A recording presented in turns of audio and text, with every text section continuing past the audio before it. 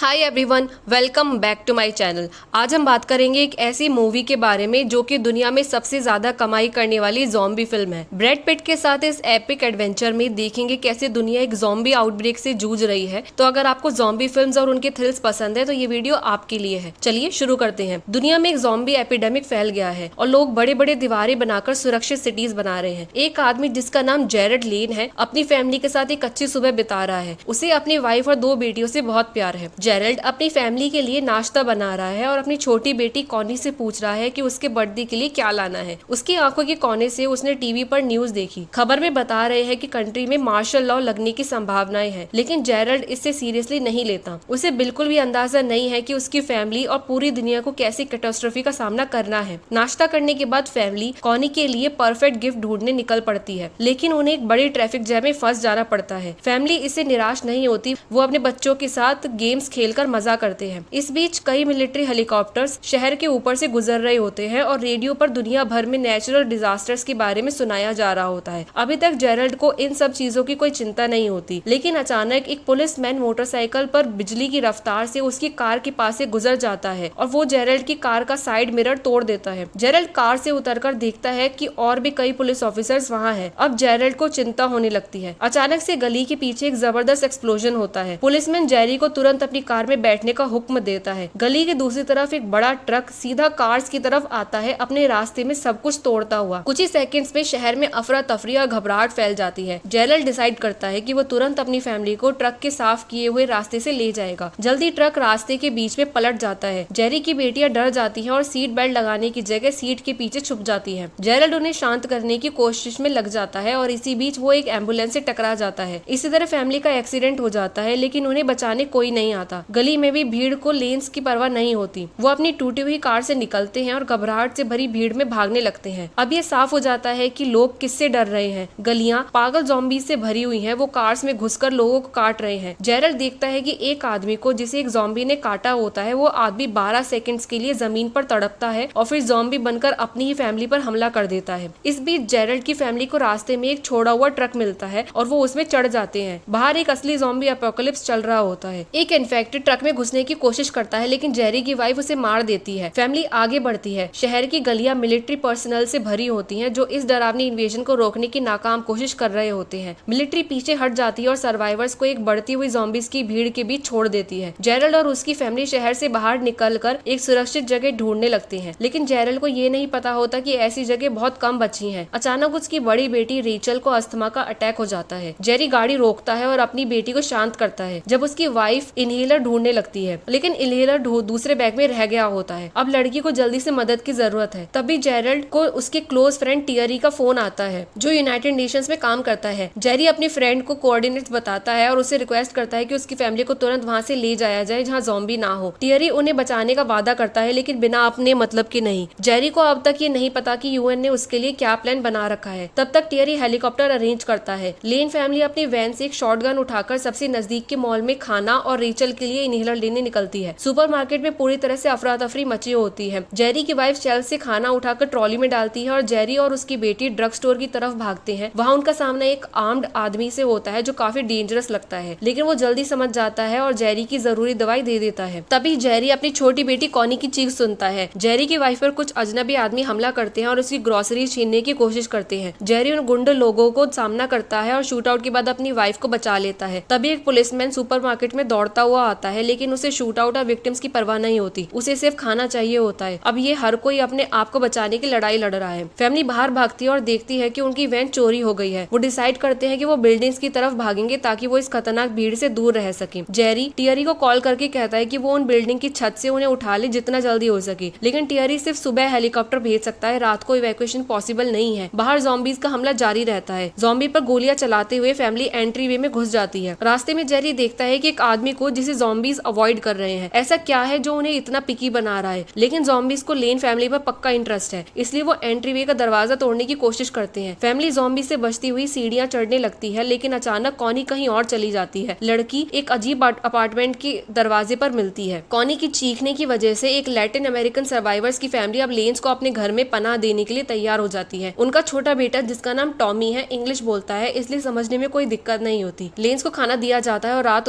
गुजारने की इजाजत इजाजत मिलती है। सब रेडियो पर एक अनाउंसमेंट सुनते हैं जो लोगों से कहता है कि वो कुछ हफ्तों तक घर के अंदर ही रहें। जेरी सुबह जल्दी उठता है और उस हिस्पैनिक फैमिली को सजेस्ट करता है कि वो उनके साथ इवैक्यूएट कर ले, क्योंकि इस सिचुएशन में मूव करना ही जीने का रास्ता है। लेकिन वो लोग घर छोड़ने से डरते हैं और मना कर देते हैं। फिर लेंस ध्यान से रूफ पर दौड़ने की तैयारी शुरू करते हैं और निकल पड़ते हैं। सब कुछ पहले स्मूथली चल रहा होता है, लेकिन ज़ॉम्बीज अचानक से उन्हें सीढ़ी पर हमला कर देते हैं। फैमिली जल्दी से ऊपर दौड़ती है और जेरी उन्हें कवर करता है इन्फेक्टेड लोगों को मारकर। एक झगड़े के दौरान एक ज़ॉम्बीज का लाल खून जेरी के मुंह में चला जाता है। जेरी को डर लगता है कि अब वो भी इन्फेक्टेड हो गया है। वो जल्दी से रूफ पर भागता है, किनारे पर खड़ा होता है और 12 सेकंड्स तक काउंट करता है ताकि पॉसिबल कन्वर्जन के बाद वो अपनी फैमिली को नुकसान ना पहुंचाए। लेकिन जेरी अभी भी इंसान ही रहता है। रूफ पर कैरन, जेरी की वाइफ सिग्नल लाइट्स के इस्तेमाल करते हैं रेस्क्यू हेलीकॉप्टर को अट्रैक्ट करने के लिए। लेंस के साथ एक लड़का टॉमी भी जुड़ता है क्योंकि उसकी फैमिली पर ज़ॉम्बीज ने हमला किया था। जब जेरी की वाइफ और बच्चे हेलीकॉप्टर में चढ़ते हैं, जेरी आगे बढ़ते हैं, ज़ॉम्बीज को रोकने की कोशिश करता है। एक मिलिट्री ऑफिसर उसके पीछे से कवर देता है और जेरी लास्ट मिनट में अपनी फैमिली के साथ हेलीकॉप्टर में जंप करता है। हेलीकॉप्टर लेंस को अटलांटिक ओशन में एक शिप तक ले जाता है। वहाँ पर बहुत से मिलिट्री और हाई रैंकिंग लोग अपनी फैमिली के साथ जमा होते हैं। लेंस को एक अलग कैबिन दिया जाता है। टियरी, जो जेरी से कुछ चाहता है, पहुंचता है। सबसे पहले वो उन्हें बताता है कि अमेरिकन गवर्नमेंट अब जिद्दा नहीं है। मुसीबत ने दुनिया के हर कोने को छू लिया है। लोगों के पास वायरस से लड़ने के लिए जरूरी रिसोर्सेज नहीं है, ना ही वो समझते हैं कि ये कहां से आया। एक बड़ी टीम ऑफ साइंटिस्ट समझने की कोशिश कर रहे हैं कि क्या हो रहा है, लेकिन इंसानियत को बचाने की उम्मीद हार्वर्ड के एक युवा वीरोलॉजिस्ट एंड्रयू फेसबैक पर टिकी हुई है। वो मानता है कि वायरस की स्टडी की जा सकती है और उसके खिलाफ एक वैक्सीन डेवलप की जा सकती है, लेकिन इसके लिए उन्हें ये समझना होगा कि ये वायरस आखिरकार शुरू कहां से हुआ। शिप पर पहली बार ज़ॉम्बीज का जिक्र करने वाले लेटर्स और डॉक्यूमेंट्स पर चर्चा हो रही होती है। सभी रास्ते साउथ कोरिया के एक बेस की तरफ ले जाते हैं जिसे इस वक्त कोई कांटेक्ट नहीं है। शायद वायरस वहीं से शुरू हुआ था। फैसला किया जाता है कि युवा वायरोलॉजिस्ट एंड्रयू को साउथ कोरिया भेजा जाएगा, लेकिन वो अकेला नहीं जा सकता। जेरी के पास एक हाई रैंकिंग मिलिट्री ऑफिसर आता है। फिर जेरी को पता चलता है कि लेन खुद यूएन के लिए काम करता था और एक टॉप एक्सपर्ट था। मिलिट्री इंसिस्ट करती है कि जेरी एंड्रयू के साथ जाए और एपिडेमिक के कारणों की जांच में मदद करे। जेरी को आखिरकार समझ में आता है कि टियरी उसकी और उसकी फैमिली की इवैक्यूएशन के लिए इतना एक्टिव क्यों था। आखिर शिप पर जगह कम है और सिर्फ चुनिंदा लोगों को ही वहाँ रखा जा सकता है। मिलिट्री ऑफिसर ये भी हिंट देता है कि अगर जेरी मिशन से मना कर देता है तो उसकी फैमिली को शिप से उतार दिया जाएगा। जेरल्ड अपनी वाइफ को सिचुएशन की गंभीरता समझाता है। वो ऑर्डर का पालन करेगा, बस इस कंडीशन पर कि उसकी फैमिली को शेल्टर मिले और उन्हें सुरक्षित रहने का मौका मिले। जेरी की वाइफ इस खबर से शॉक में है। जेरल्ड अपनी वाइफ को एक टेलीफोन देता है ताकि वो उससे कांटेक्ट कर सके। वो अपनी फैमिली से दिल से अलविदा लेता है और जल्दी लौटने का वादा करता है। ह्यूमैनिटी को बचाने वाली टीम में जेरी, एंड्रयू और कुछ मिलिट्री पर्सनल शामिल हैं। सब साउथ कोरिया के लिए एक प्लेन में सफर करते हैं। रास्ते में जेरी युवा वीरोलॉजिस्ट को सेफ्टी प्रोसीजर्स के बारे में इंस्ट्रक्शंस देता है। एंड्रयू अपनी तरफ से ऑपरेशन की सफलता के प्रति अपना विश्वास व्यक्त करता है। वो प्रकृति और उसके सबसे डरावने इन्वेंशंस से भी प्रभावित होता है। प्रकृति चाहती है कि इंसान उसके रहस्य को समझे। जो वायरस प्रकृति का सबसे मजबूत पहलू है, वही उसकी सबसे बड़ी कमजोरी भी होती है। इस बीच रेस्क्यू शिप कुछ पैसेंजर्स को उतारने लगती है। खुशकिस्मती से ये लेंस को प्रभावित नहीं करता। फैमिली को अब तक ये पता नहीं होता कि यह सुविधा उनके लिए हमेशा के लिए है या नहीं। लेंस की टीम साउथ कोरिया के बेस पर पहुंचती है। रात के अंधेरे और नीचे एयर ट्रैफिक कंट्रोलर्स की कमी के कारण प्लेन को इमरजेंसी लैंडिंग करनी पड़ती है। टीम प्लेन से बाहर निकलती है और अचानक ज़ॉम्बी से सामना होता है। इस वजह से कुछ मिलिट्री मेंबर्स और एंड्रयू की जान चली जाती है। साइंटिस्ट बदकिस्मत होता है क्योंकि वो घबराहट में अपने गन से गलती से अपने आप को चोट पहुंचा लेता है। मिलिट्री लेन को बेस तक पहुंचने में मदद करती है। वो लोग अमेरिकन ग्रुप के आने से नाराज होते हैं। पता चलता है कि ज़ॉम्बीज शोर से अट्रैक्ट होते हैं और उन्हें खत्म करने का एक ही तरीका है, या तो उनके सर में गोली मारो या उन्हें जला दो। जेरी समझता है कि पूरी दुनिया एपिडेमिक से परेशान है और वो इसे खत्म करने का इरादा रखता है। अगले कदम में जेरी उनसे उस लेटर के बारे में पूछता है जिसमें ज़ॉम्बीज का जिक्र था, जो कुछ दिन पहले बेस से भेजा गया था। बेस कमांडर उसे जली हुई रूम दिखाता है। यहाँ गार्ड्स ने पहले इन्फेक्टेड आदमी को बंक से बांधने की कोशिश की थी, लेकिन सबको काट लिया और मिलिट्री को उनसे निपटना पड़ा। और बेस पर सबसे पहला ज़ॉम्बी एक मिलिट्री डॉक्टर था। इन्फेक्शन से थोड़े समय पहले वो एक गाँव गया था एक अजीब पेशेंट से मिलने जिन्होंने उसे काट लिया था। कौन था वो पेशेंट जिसका गाँव में संपर्क था, ये अब तक पता नहीं चला है। जेरी को अपने सवालों का कोई स्पेसिफिक जवाब नहीं मिलता, लेकिन वो ये जरूर मान लेता है कि एक सोल्जर जो मैस के बीच में था उसमें ज़ॉम्बीज को कोई दिलचस्पी नहीं थी। ज़ॉम्बीज उस लड़के से बच रहे थे। साथ ही जेरी एक पुराने CIA एम्प्लॉय से मिलता है जो नॉर्थ कोरिया को आर्म्स बेचने के चक्कर में पकड़ा गया था। वो थोड़ा सा पागल है और अपने दांतों का इलाज खुद कर चुका है। CIA का आदमी कहता है कि नॉर्थ कोरियन सिटीजन्स के सारे दांत निकाल लिए गए हैं ताकि ज़ॉम्बीज और ना बढ़ सके। अगर दांत ही नहीं रहेंगी तो कोई किसी को काटेगा ही नहीं। वो पागल आदमी बताता है कि इजराइल ने भी ज़ॉम्बीज से निपटने का तरीका ढूंढ लिया है। एपिडेमिक के आने से पहले उन्होंने जेरूसलम के इर्द गिर्द एक बड़ी दीवार खड़ी कर दी थी। इजराइल अथॉरिटीज को पहले ही कुछ पता था, इसलिए CIA आदमी जेरी को वहाँ की अथॉरिटी से बात करने की सलाह देता है। जेरी इजराइल जाने के लिए तैयार होता है और अपनी फैमिली को फोन करके बताता है, लेकिन कनेक्शन कट हो जाता है। जेरी मिलिट्री के साथ बेस से निकलता है ताकि अपने प्लेन तक पहुंच सके। सब चुपचाप निकलते हैं और ज़ॉम्बीज सोए हुए रहते हैं, लेकिन तभी जेरी की वाइफ का फोन वापस आता है और फोन की आवाज से ज़ॉम्बीज एक्टिव हो जाते हैं। लोगों और ज़ॉम्बीज की भी जोरदार लड़ाई होती है। बहुत कम लोग बच पाते हैं। जेरी और पायलट कॉकपिट में लॉक हो जाते हैं और जल्दी से टेक ऑफ कर लेते हैं। जब वो इजराइल के करीब पहुंचते हैं, जेरी अपनी बीवी को वापस फोन करता है, लेकिन बात ज्यादा देर तक नहीं चलती। जैसे ही वो इजराइल के नजदीक पहुंचता है, जेरी को लैंड करने की परमिशन मिल जाती है और अथॉरिटी से मिलने का इनविटेशन भी मिलता है। जेरी को मोसाद के एक मेंबर जर्गन वॉम ब्रन रिसीव करते हैं। वो बताते हैं कि इजराइल ने एक इंडियन जनरल का मैसेज इंटरसेप्ट किया था जिसमें ज़ॉम्बीज के साथ बैटल्स का जिक्र था। ये सुनने के बाद उन्होंने सारा शक संदेह दूर कर जेरूसलम के आसपास एक दीवार बनाने का फैसला किया। लेकिन पहला ज़ॉम्बी कहाँ से आया ये वॉम ब्रन को भी नहीं पता। ये दुनिया के किसी भी कोने से शुरू हो सकता है। अभी जरूरी ये है कि जितने ज्यादा लोगों को कैसे बचाया जा सके, इसलिए इजराइल अब बचे हुए रेफ्यूजीज को अपने यहाँ ले रहा है। रेस्क्यूड रेफ्यूजीज इतनी जोर से चीख रहे होते हैं कि उनका शोर दीवार के पीछे के ज़ॉम्बीज को अट्रैक्ट कर लेता है। वो चीख पुकार करते हुए एक दूसरे पर चढ़कर दीवार के ऊपर पहुंचने लगते हैं। ज़ॉम्बी सीधे भीड़ में कूद जाते हैं। मिलिट्री इन्फेक्टेड लोगों को रोकने की कोशिश करती है, लेकिन इनकी संख्या बहुत ज्यादा होती है। ज़ॉम्बीज लोगों को काट रहे होते हैं और शहर में अफरा तफरी मच जाती है। ज़ॉम्बीज इंसानों से ज्यादा मजबूत होते हैं और बहुत तेज चलते हैं। आखिर में वॉम ब्रन एक सोल्जर जिसका नाम सेगन है को ऑर्डर देते हैं कि वो जेरी को बचाकर उसके प्लेन तक ले जाएं। वो लोग एक सुरक्षित जगह ढूंढने की कोशिश करते हैं, लेकिन ज़ॉम्बीज हर जगह डिफेंसेस को तोड़कर आगे बढ़ रहे होते हैं। अचानक जेरी को एक आदमी दिखता है जिसमें ज़ॉम्बीज को कोई दिलचस्पी नहीं है। वो उसके पास सीधा निकल जाते हैं। सेगन और बाकी सोल्जर्स जेरी को बहादुरी से डिफेंड करते हैं, लेकिन जल्दी ही सेगन को एक ज़ॉम्बी उसके हाथ में काट लेता है। लेन फैसला करता है कि वो लड़की को बचाएगा और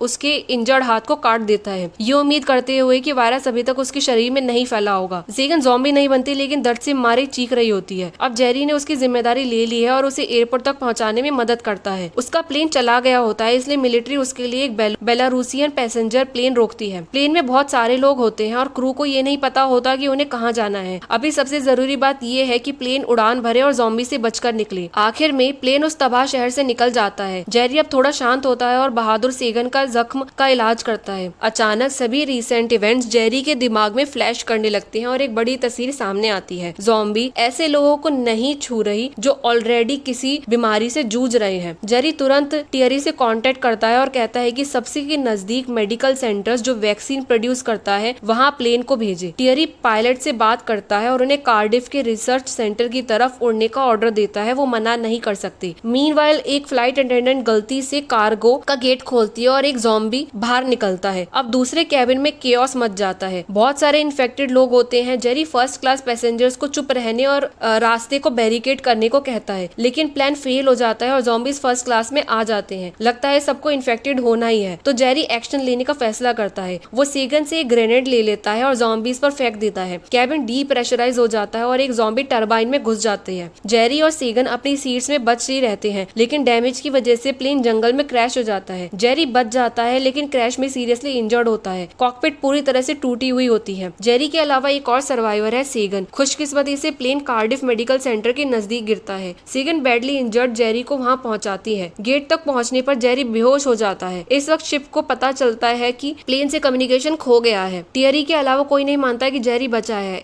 इसका मतलब है कि लेन फैमिली को अब शिप से निकाला जाएगा। लेन से एक हेलीकॉप्टर राइड लेकर अननोन लोकेशन पर चले जाते हैं। टियरी उनका ध्यान रखता है, लेकिन अपने दोस्त की फैमिली की मदद नहीं कर सकता। मीनवाइल जेरी सर्जरी से रिकवर करता है। मेडिकल सेंटर के मेडिक्स उस पर ट्रस्ट नहीं करते और बहुत सारे क्वेश्चंस पूछते हैं, लेकिन जेरी सिर्फ अपनी फैमिली के बारे में चिंता करता है और मेडिक से कहता है कि वो तुरंत शिप से कांटेक्ट करे। टियरी फोन उठाता है और बताता है कि जेरी एक UN रिप्रेजेंटेटिव है और उसकी मदद की जरूरत है। टियरी जेरी को यह भी बताता है कि उसकी फैमिली को नोवा स्कोशिया के रेफ्यूजी कैंप में भेज दिया गया है। वहाँ कंडीशंस शिप से ज्यादा डेंजरस हो सकती हैं। जेरी इस बात से गुस्सा हो जाता है और सब पर गुस्सा करने लगता है। मेडिकल सेंटर के डायरेक्टर उससे कहते हैं कि उनकी भी एक फैमिली थी, लेकिन वो ज़ॉम्बीज बन गए हैं। फिर जेरी डिसाइड करता है कि वो ज्यादा सेंसिटिव होगा और बताता है कि वो यहाँ क्यों आया। जेरी बताता है कि ज़ॉम्बीज जॉम्बीज ने कुछ लोगों को नहीं काटा। उसका मानना है कि वो सिर्फ एकदम हेल्दी लोगों को ही अपना निशाना बनाते हैं। जेरी मेडिकल टीम से कहता है कि उसे एक डेंजरस लेकिन क्यूरेबल वायरस से इंजेक्ट किया जाए। उसका कहना है कि ऐसा करके शायद इंसान को ज़ॉम्बी से इनविजिबल बना दे। ये कोई इलाज नहीं है, बट ये एक जुगाड़ जैसा ही है। अपने आप को किसी बीमारी से इंजेक्ट कर दो जो कि जानलेवा ना हो बट ज़ॉम्बीज को अपने से दूर रख सके। मेडिकल टीम मानती है कि जेरी सही कह रहा है। ज़ॉम्बीज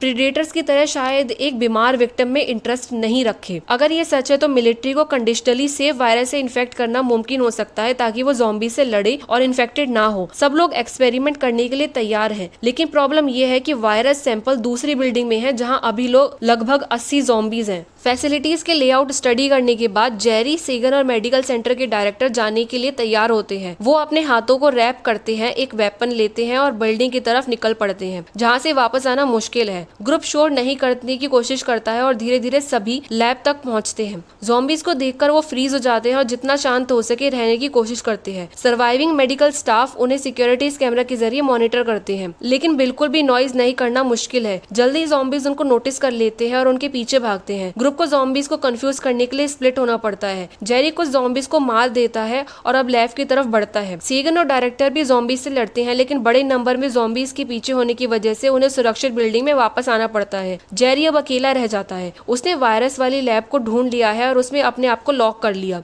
जेरी एक पूरी बॉक्स वायरस इसके उठाता है और सोचता है कि बाकी सर्वाइवर्स के पास वापस कैसे जाया जाए। उसे ये भी नहीं पता कि उसे क्या इंजेक्ट करना है ताकि वो बच सके, लेकिन एक ज़ॉम्बी अचानक लैब डोर पर आ जाता है। जेरी के पास एक ही रास्ता बचा है। मेडिकल स्टाफ को भी नहीं पता है कि क्या इंजेक्ट करना बेस्ट है, ये वायरस काम करेगा या नहीं। जेरी को भी ये समझ नहीं आता। वो मेडिकल टीम से कहता है कि उनकी फैमिली को बताए कि वो उनसे प्यार करता है और रैंडमली एक वायरस को इंजेक्ट कर लेता है। जेरी कुछ देर वेट करता है और इन्फेक्टेड ज़ॉम्बीज को ग्लास के पीछे देखता है। फिर वो डिसाइड करके लैब डोर खोलता है। ज़ॉम्बी उसको सूंघता है, अपने दांतों को चबाता है, लेकिन उसको काटता नहीं है। जेरी का प्लान काम करता है। वो इन्फेक्टेड के बीच से गुजर जाता है। सारे ज़ॉम्बीज का क्राउड जेरी को इग्नोर कर देती है। बाद में जेरी को पहले इंजेक्ट किए गए वायरस से इनोक्यूलेट किया जाता है और फिर वो अपनी फैमिली के पास वापस आ जाता है। वो जिंदा और ठीक है और उसकी फैमिली नोवा स्कोशिया के किनारे उसका इंतजार कर रहे होते हैं। जेरी लेन के एफर्ट्स की वजह से ह्यूमैनिटी को जिंदा रहने का एक और चांस मिलता है। साइंटिस्ट ज़ॉम्बीज के बाइट के खिलाफ वैक्सीन डेवलप करते हैं। हर कंट्री अपना अपना तरीका ढूंढ लेती है एपिडेमिक से लड़ने का, और जेरी अपनी प्यारी फैमिली के पास वापस आता है और उन्हें टाइट हग करता है। तो दोस्तों, ये था हमारा एक्सप्लेनेशन वर्ल्ड वॉर Z के बारे में। अगर आपको ये वीडियो पसंद आई हो तो लाइक और सब्सक्राइब करना ना भूलें और हमारे कमेंट सेक्शन में बताएं कि आपको इस फिल्म का कौन सा पार्ट सबसे ज्यादा पसंद आया। मिलते हैं अगली वीडियो में एक नई मूवी के साथ। तब तक के लिए stay safe and keep watching.